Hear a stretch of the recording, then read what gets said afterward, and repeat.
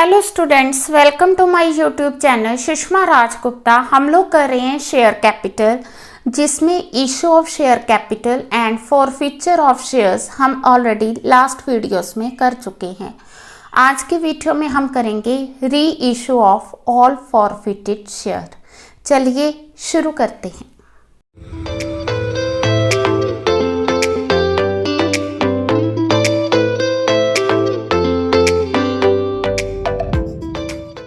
हाँ जी, री issue of forfeited shares होता क्या है कि जब कंपनी किसी भी शेयर होल्डर के शेयर्स को फॉरफिट करती है।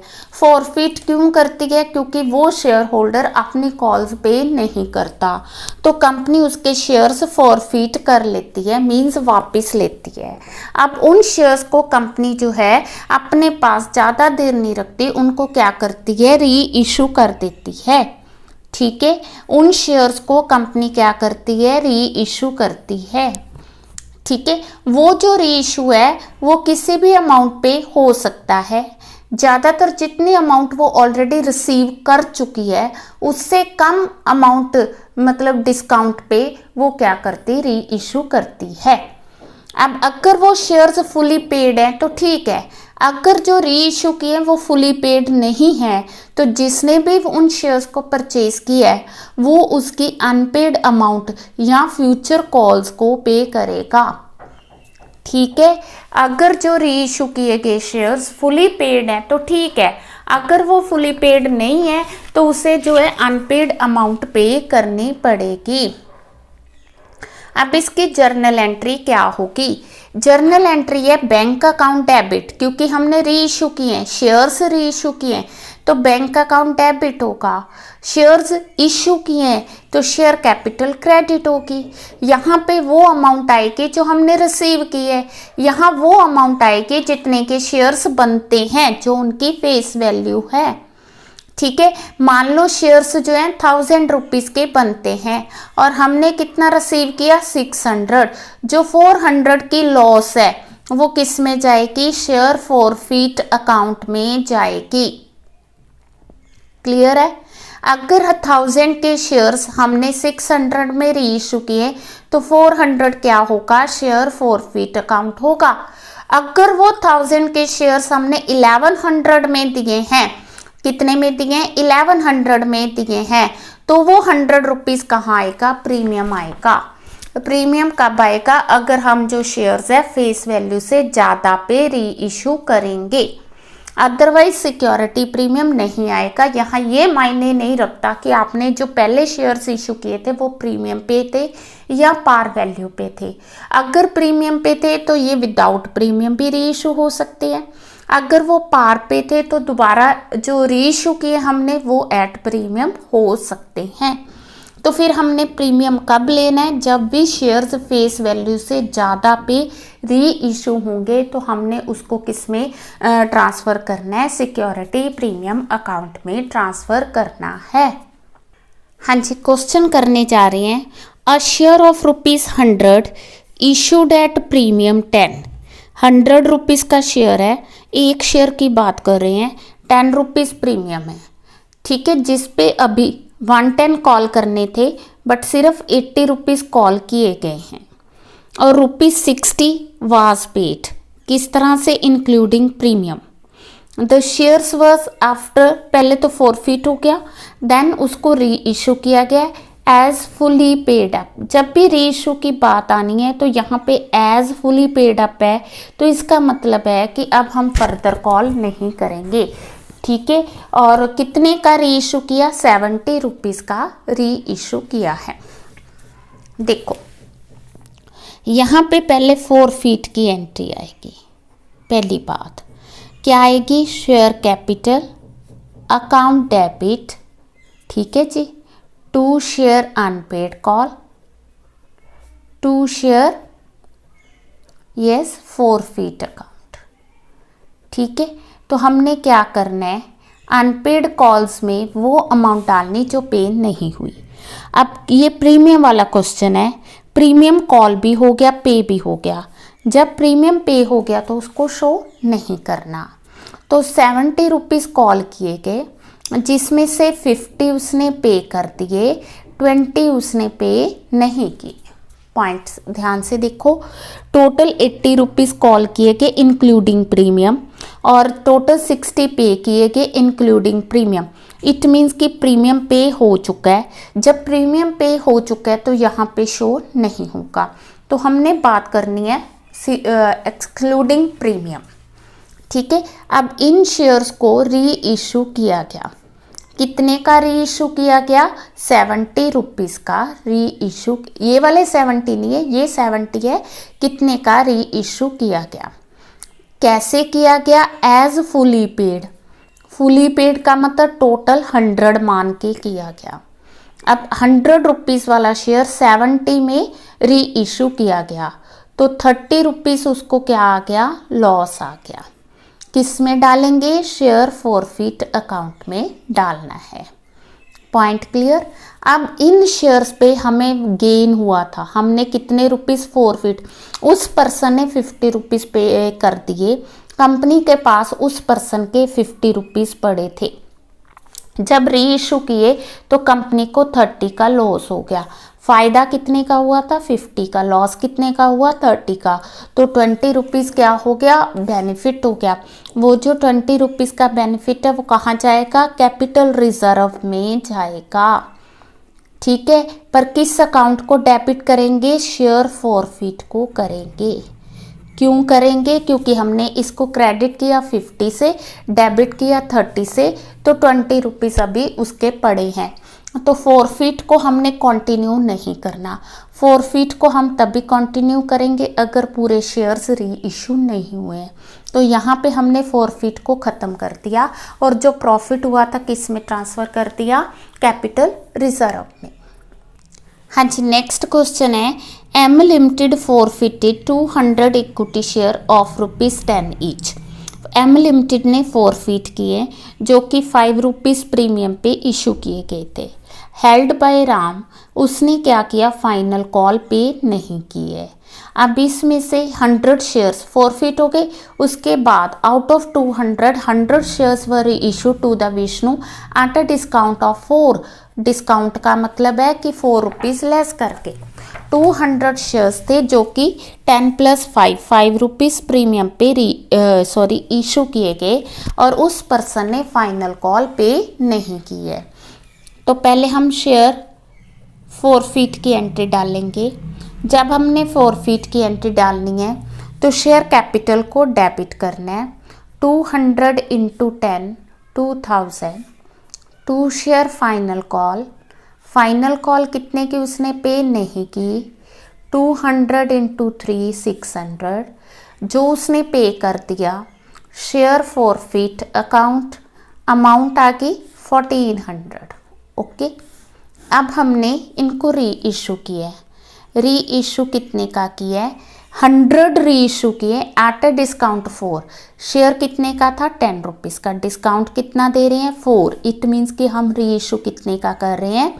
हम लोग री इशू कर रहे हैं 600 का री इशू कर रहे हैं। शेयर है कितने का? 2 शेयर कैपिटल। हाँ जी, शेयर है हमारा 1000 रुपीज़ का। 100 × 10,000। वो जो 400 है वो कहाँ जाएगा? शेयर फॉरफिट अकाउंट में जाएगा। क्लियर है? ठीक है, अब हमने जैसे मैंने पहले किया था कि 1400 उसको बेनिफिट हुआ, 400 लॉस हुआ, तो 1000 कैपिटल रिजर्व में ट्रांसफ़र कर दो। नहीं, क्यों? क्योंकि मैंने ये भी कहा था कि जो शेयर फॉरफिट है उसमें पैसे नहीं रखने। क्यों नहीं रखने? क्योंकि हमने सारे शेयर्स री इशू कर दिए। पर अगर आपने सारे शेयर्स री इशू नहीं किए तो आपको फॉरफिट में ही पैसे पड़े रहेंगे। ठीक है, अब 200 शेयर्स पे कितनी मनी फॉरफिट की थी? 200 शेयर्स पे मनी फॉरफिट की थी हमने। हाँ जी, कितनी की थी? 1400। बट हमने री इशू तो 100 की है ना, तो 100 शेयर्स की मनी फॉरफिट निकाल लेंगे। 1400 / 200 × 100, तो इट इज इक्वल टू 7। जो 100 शेयर्स हमने री इशू किए उस पे फॉरफिट मनी कितनी बनती थी 700, और उसमें से डेबिट हुआ 400, 700 में से डेबिट हुआ 400, तो ये आ गया 300। जब तक ये शेयर बाकी के 100 शेयर्स री इशू नहीं होंगे तब तक वो किस में पड़े रहेंगे, फॉरफिट में ही पड़े रहेंगे। कैपिटल रिजर्व में वो फॉरफिट मनी डालनी है जो शेयर्स हम री इशू कर चुके हैं। हाँ जी, हर एक क्वेश्चन में एक नया पॉइंट है, तो सारे क्वेश्चन बड़े ध्यान से समझने हैं। Director of a company forfeited 300 share of ₹10 each issued at a premium for the non-payment of first call 2 per share and final call 2 per share has not been made। It means कि हमने call ही कितने rupees किए हैं, 8 rupees call किए हैं, ठीक है, plus 3 rupees premium किया। क्योंकि प्रीमियम पे हो चुका है इसलिए हम उसे इग्नोर करेंगे। half the forfeited shares were reissued at this as fully paid up। record the journal entries for forfeiture and reissue of shares। ठीक है, टोटल नंबर ऑफ शेयर 300 है, तो यहाँ पे पहली एंट्री आएगी शेयर कैपिटल। ठीक है, कितने number of share 300। Final call 2 rupees not made, final call नहीं की है तो इट मीन्स कि 8 रुपीज़ कॉल किए हैं 2। ठीक है, शेयर कैपिटल को डेबिट करना है, 2 शेयर अनपेड कॉल। अनपेड में यहाँ आप फर्स्ट कॉल भी लिख सकते हो, 300 इंटू 2 600। ठीक है, 2 शेयर फॉरफिट में डिफरेंस आएगा।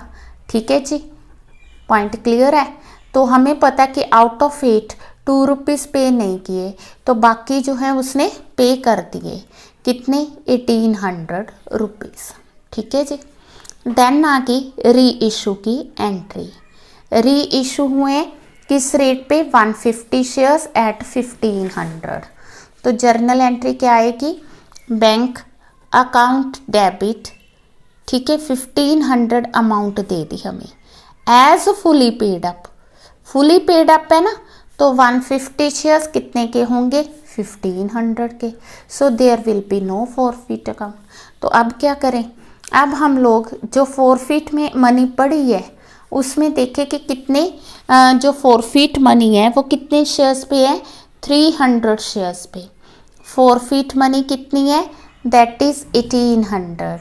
We are to calculate on 150 share. क्यों 150 शेयर्स पे क्यों कैलकुलेट करनी है, क्योंकि हमने 150 शेयर्स ही री इशू किए हैं। 1800 डिवाइडेड बाय 300 मल्टीप्लाई बाय 150, 900। अब इसमें से हमने माइनस करनी थी जो जहाँ पे डेबिट होती, यहाँ तो कुछ भी डेबिट नहीं हुआ, तो हम लोग क्या करेंगे, शेयर फॉरफिट को डेबिट करेंगे और किस में डाल देंगे, कैपिटल रिजर्व में, टू कैपिटल रिजर्व। अमाउंट कितनी आ गई 900। Point clear. तो जो बाकी 900 बच गया वो फॉरफिट में ही पड़ा रहेगा, जो मतलब कि री इशू हो गए उसका हम लोग गेन कैलकुलेट करके उसको कैपिटल रिजर्व में डाल देंगे। ठीक है, हाँ जी। Next question, JCB limited forfeited 200 share of ₹10 each issued at premium 2 rupees for the non-payment of allotment money of ₹3 per share। ठीक है, अब इसने इस क्वेश्चन में मैंने खास क्या देखा कि इसमें अलॉटमेंट मनी उसने पे नहीं किए इंक्लूडिंग प्रीमियम। अब तक जो 3 क्वेश्चन किए तीनों में प्रीमियम था, but premium was already paid, that's why उसकी फॉरफिचर में कोई एंट्री नहीं थी। पर इस क्वेश्चन के में प्रीमियम की एंट्री आएगी, क्यों, क्योंकि उसने अलॉटमेंट मनी पे नहीं की। सेकेंड पॉइंट आ गया कि 10 रुपीज़ का शेयर है जिसमें से 4 रुपीज़ अभी तक कॉल नहीं किए तो कॉल मनी कितनी आएगी 6 रुपीज़ पर शेयर। अब जितने फॉरफिटेड थे उसका 50% री इशू हुआ एज फुली पेड अप हुआ है। ठीक है जी, हाँ जी, पहले एंट्री आएगी उसी तरह से शेयर कैपिटल, अमाउंट आ गई हमारी 200 इंटू 6, क्योंकि 4 रुपीज़ कॉल किए नहीं, ठीक है। 6 आ गए तो 1200 आएगा। सिक्योरिटी प्रीमियम इस क्वेश्चन में डेबिट होगा। क्यों डेबिट होगा? क्योंकि प्रीमियम पे नहीं हुआ। प्रीमियम कहाँ था? अलॉटमेंट में था, टू शेयर अलॉटमेंट, ठीक है। अलॉटमेंट कितनी पे नहीं की उसने? 3 रुपीज़, 600 पे नहीं किया। तो जो बाकी बची अमाउंट क्या आ जाएगी? Share forfeit. कितनी अमाउंट आएगी? 1600 में से 600 माइनस किया तो 1000 आ गया। Point clear. अब री इशू कर दिए। कितने शेयर्स री इशू किए? 50% लिखा है वहाँ पे। 50% किसका होगा? 200 का। मींस उसने क्या किया? 100 शेयर्स री इशू किए एट द रेट ऑफ 8, ठीक है। कैसे किए? Fully paid up. Yes, these are fully paid up. Fully paid up, as fully paid up word लिखा है तो वो शेयर कैपिटल के लिए लिखा है। 200 रुपीज़ क्या आ गया? शेयर फॉरफीट अकाउंट, ठीक है जी। अब फिर उसी तरह से हमने फॉरफीट तो 200 किए, बट हमने री इशू 100 शेयर्स किए, तो हम लोग फॉरफीट मनी जो है 100 शेयर्स की कैलकुलेट करेंगे। 200 शेयर्स की फॉरफीट मनी आ गई 1000 रुपीज़, तो 100 शेयर्स की फॉरफीट मनी क्या होगी? 1000 ओवर 200 इंटू 100, ठीक है जी। 500 आके, तो 500 में से डेबिट कितना हुआ? 200। तो यहाँ क्या लिखोगे आप? शेयर फॉरफीट अकाउंट डेबिट कितना आ गया? 300। 300 क्यों आया? क्योंकि इनकी फॉरफीट मनी 500 थी, 200 हमने जो है रीइशू पे लॉस हुआ। To capital reserve, again it is 300, ठीक है जी। हाँ जी, अब हम कंसेप्ट कर रहे हैं प्रो राटा बेसिस पे अगर अलॉटमेंट होती है तो क्वेश्चन कैसे सॉल्व करना है। वैसे तो इसके जो लेंथी क्वेश्चंस है वो नेक्स्ट वीडियो में करेंगे, तो इसमें जस्ट प्रो राटा होता क्या है और किस तरह से हमने उसके क्वेश्चन सॉल्व करने हैं वो कर रहे हैं। देखो, एक पर्सन था, ही वॉज अलॉटेड 2500 शेयर्स, उसने 5000 शेयर्स के लिए अप्लाई किया, ठीक है जी। उसने अप्लाई किया 5000 शेयर्स के लिए of ₹10 each at a premium 250, but उसे सिर्फ 2500 शेयर्स प्रो राटा बेसिस पे मिले। उसने सिर्फ एप्लीकेशन मनी पे की है, ना ही उसने अलॉटमेंट पे की और ना ही उसने फर्स्ट कॉल पे की। उसके शेयर्स फॉरफीट हो गए and these shares were reissued at 8 as fully paid up, ठीक है जी। अब इस पर्सन ने किया क्या कि अलॉटमेंट और फर्स्ट कॉल पे नहीं की है, तो कोई बड़ी बात नहीं, पिछले क्वेश्चन में भी ऐसे ही था। तो यहाँ पे बड़ी बात क्या है कि इस पर्सन ने कंपनी को 5000 शेयर्स के लिए अप्लाई किया था, ठीक है। जब इसने 5000 शेयर्स के लिए अप्लाई किया तो इसने 3 रुपीज़ एप्लीकेशन के अकॉर्डिंग कंपनी को 1500 rupees as a application money pay की, ठीक है। बट इसे जो है 5000 शेयर्स नहीं मिले। इसे कितने शेयर्स अलॉट किए गए? 2500 शेयर्स अलॉट किए गए। अब जब इसे 2500 शेयर्स अलॉट किए गए तो इसकी एप्लीकेशन मनी चाहिए कितनी थी? 2500 के अकॉर्डिंग इसकी रिक्वायर्ड एप्लीकेशन मनी थी 7500। इसने कंपनी को 7500 रुपीज़ ज़्यादा पे कर दिए। अब कंपनी की पॉलिसी ये थी कि जब हमने प्रो राटा पे शेयर्स दिए, अगर किसी पर्सन के अमाउंट ज़्यादा आ भी जाती है एप्लीकेशन पे, तो हम जो एक्सेस मनी है वो अलॉटमेंट में एडजस्ट कर देंगे, ठीक है। जो पैसे बचे हैं ना, जैसे आपने 5000 शेयर्स के लिए अप्लाई किया, आपने 15,000 कंपनी को पे किया, कंपनी ने आपको पूरे शेयर्स नहीं दिए, 2500 दिए, आपकी मनी रिक्वायर्ड थी 7500, आपने पे कर दिए 50। अब कंपनी पहले आपको पैसे वापस करेगी, फिर अलॉटमेंट पे फिर आपसे कॉल करेगी। तो कंपनी ने क्या किया? आपके 7500 रुपीज़ रख लिए। क्यों रख लिए? ताकि अलॉटमेंट पे उनको यूज़ कर सके। अब जब अलॉटमेंट की बारी आई तो कंपनी ने आपसे कितने रुपीस कॉल करने थे? 2500 इंटू 450। आपसे मंगवाने थे 2500 इंटू 4.50, 11,250 रुपीज़ मंगवाने थे। बट आपने ऑलरेडी कितनी अमाउंट अलॉटमेंट की पे कर दी है? आपने अलॉटमेंट का 7500 ऑलरेडी पे कर दिया है। तो जो बाकी बच गए 3750 वो आपने अलॉटमेंट मनी पे करनी थी। बट हुआ क्या, आपने अलॉटमेंट मनी पे नहीं की। तो जब मैं क्वेश्चन ये करूँगी तो इसमें मैं ये नहीं लिखूँगी कि आपने अलॉटमेंट मनी सारी पे नहीं की। आपने अलॉटमेंट मनी कितनी पे नहीं की? 3750। बाकी आपने पे की है, यस, वो मनी आपने एप्लीकेशन के साथ ही दे दी। जब क्वेश्चन प्रो राटा का होगा और शेयर होल्डर अलॉटमेंट पे नहीं करेगा तो आपको ये सारा जो है वर्किंग नोट करना पड़ेगा। ठीक है, को बाकी क्वेश्चन उसी तरह से सिंपल है। Share capital account debit, number of shares हैं 2500 और इस पर्सन से हमने 7 रुपये पर शेयर ही कॉल किया है। ठीक है, तो 17,500 सिक्योरिटी प्रीमियम को डेबिट करेंगे। क्यों? क्योंकि इसने सिक्योरिटी प्रीमियम पे नहीं किया। क्यों नहीं पे किया? क्योंकि इसने अलॉटमेंट पे नहीं की है। 6250। ठीक है, 2 शेयर अलॉटमेंट। अब इसने अलॉटमेंट कितनी पे नहीं की? 3750। अभी मैंने कितनी अमाउंट बोली? 6250। तो सिक्योरिटी प्रीमियम में आपने उतनी अमाउंट ही डालनी है जितनी उसने अलॉटमेंट की पे नहीं की है।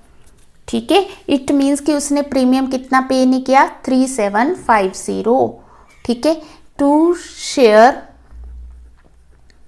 फॉरफिट। फॉरफिट में अमाउंट आएगी 17,500। ठीक है जी, क्लियर है? हाँ जी, एक उसने फर्स्ट कॉल पे नहीं की। 2 share first call. First call उसने कितनी पे नहीं की? 2500 इंटू 2 5000। तो उसने पे कितना किया? 12,500। ठीक है, अब हमने जो शेयर्स हैं री इशू किए। री इशू कितने के किए? 8 रुपीज़ के। तो एंट्री क्या आएगी? Bank account debit 2500 into 8 20,000।